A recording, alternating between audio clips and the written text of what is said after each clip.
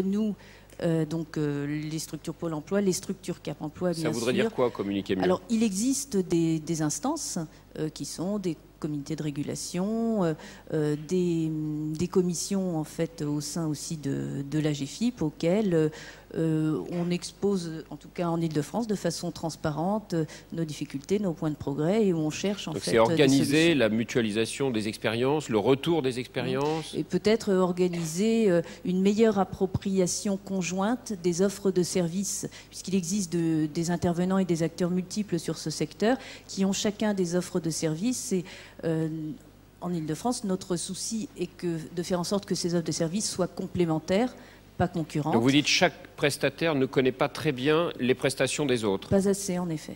Et donc, comment est-ce qu'on pourrait organiser cette mutualisation du savoir, de l'activité, des expertises déployées par les prestataires complémentaires? Alors on le fait par l'organisation de modules de formation et par aussi la création d'un certain nombre d'outils, notamment des outils informatiques de type présentation PowerPoint, etc., qui permettent de diffuser assez largement nos idées ou nos propositions, parce qu'évidemment, à la taille des départements et des régions importantes qu'on connaît, on a un nombre très important d'acteurs, et la difficulté, c'est qu'on ne peut pas se réunir tous à des... par exemple, en Ile-de-France, il y a eu plus de 5000 et bientôt 8000 conseillers Cap emploi, et on ne peut pas... Il faudrait pousser les murs de cette salle. Bien sûr. D'accord, donc vous dites qu'il faut travailler à la coordination des acteurs. Il faut travailler à la coordination des acteurs et à l'appropriation conjointe de nos offres de services. D'accord. Merci madame. Oui. Allez-y. Voulez-vous nous dire qui vous êtes, s'il vous plaît? Oui, Véronique Strasser, PDI-TH de Moselle. Quand on parle de développer, comment développer l'emploi des personnes handicapées, à l'heure où tout se régionalise, où le niveau pertinent devient le niveau régional, on se rend compte, en tout cas sur notre territoire, on se rend compte que le niveau local est très pertinent, et notamment pour les entreprises. Et on s'est attaché en Moselle à notamment développer des outils de simplification du paysage pour les entreprises, parce qu'il y a énormément d'acteurs qui viennent promouvoir l'emploi des personnes handicapées en entreprise, et au final elles ne savent plus à qui s'adresser, comment, quand et pourquoi. Et en quoi a consisté cette simplification ? Cette simplification, elle est sans prétention, c'est un premier niveau, mais cette simplification, c'est déjà d'expliquer à une entreprise qui a effectivement un réseau de partenaires qui existe sur un territoire donné, que ce réseau de partenaires, chacun a des compétences différentes et intervient à des moments différents. Et donc lui expliquer qu'il y a des partenaires qui vont pouvoir les aider à définir et à construire une politique en matière de recrutement de personnes, de travailleurs handicapés et de maintien en emploi. Expliquer qu'il y a des partenaires qui sont là pour les aider à recruter, à sélectionner. C'est notamment le Cap emploi, hein. Et expliquer aussi qu'il y a des partenaires qui peuvent les aider lorsqu'ils se retrouvent confrontés à des problématiques, mais de maintien dans l'emploi. Donc vous avez construit une cartographie presque des types de prestations avec une liste de prestataires, et vous essayez de faire en sorte que chaque prestataire puisse intervenir là où il est le plus efficace. Complètement, oui. Et comment est-ce que vous avez fait cette cartographie? Vous vous connaissiez, vous vous rencontrez de temps en temps, comment ça marche? Mon rôle, c'est de coordonner. Donc de fait, je travaille avec ces partenaires. Ça a été inscrit dans un plan d'action. Du plan départemental, ça a été inscrit dans ce plan d'action, et on s'est fixé 7 objectifs-là notamment, et de passer aussi par les chargés de mission des organismes consulaires qui visitent les entreprises. Donc c'était un outil qui était destiné à des chargés de mission afin de pouvoir présenter. D'accord. Et si vous deviez dire ce que sont les clés du succès, soit que vous avez déjà commencé à mettre en œuvre, soit qui vous manquent pour aller plus loin et être encore plus coordinatrice? Allez-y, ce serait quoi? Ce serait d'avoir une visibilité au niveau du département et voire au niveau régional en matière des politiques d'emploi et de formation. Donc d'établir un véritable diagnostic et de mettre en œuvre des politiques concertées en matière d'emploi et de formation. D'accord, merci. Est-ce que quelqu'un a un micro? Oui. Au niveau de l'anticipation du plan de soutien 2009-2010, est-ce que nous, partenaires de la GFIP, on ne pourrait pas trouver des solutions pour s'intégrer un petit peu plus en amont sur le prévisionnel de ces plans de restructuration pour éviter l'hémorragie, justement.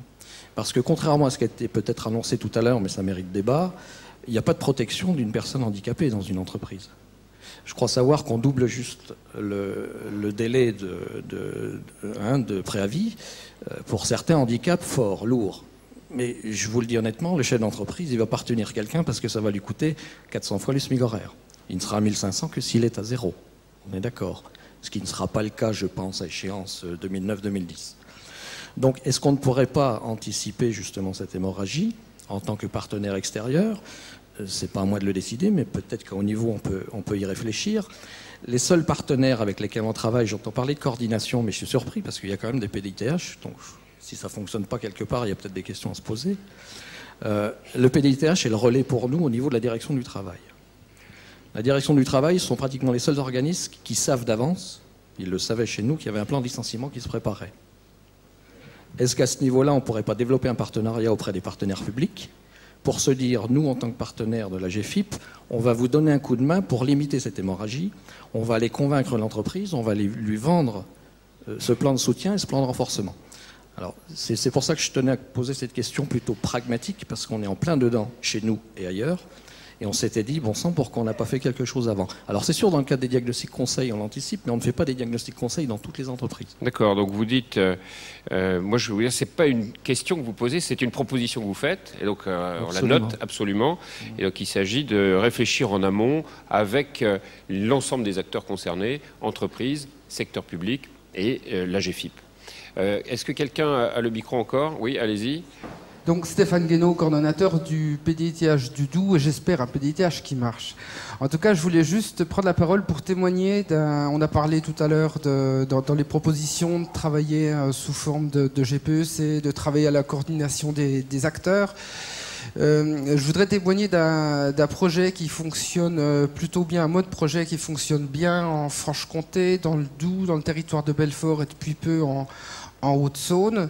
On a eu le cadre des pactes territoriaux qui a été promu il y a quelques années. Il y a des formes un peu diverses qui ont vu jour, des formes plus ou moins opérationnelles. Donc dans notre région, on a développé la forme suivante.